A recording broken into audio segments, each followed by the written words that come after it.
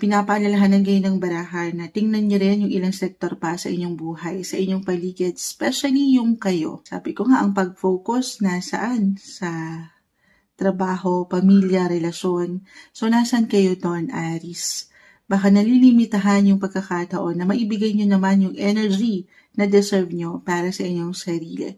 Meron lang akong ilang imbalances po. The King of Cups, the Death card. Again, di kailangan katakutan, laliman. Ito yung patuloy kayong dumadaan sa ilang transitions, transformation, physically, mentally, emotionally. Hindi po isang medical advisor si Moonchild.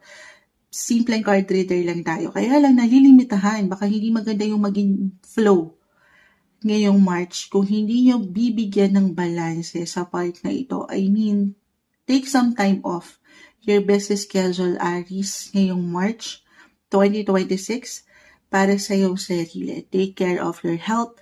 So, take it easy. Kalma. Etong mga paghihirap nyo naman, yung pinagsisikapan nyo, yan po ay hindi mababaliwala sa aking nakikita.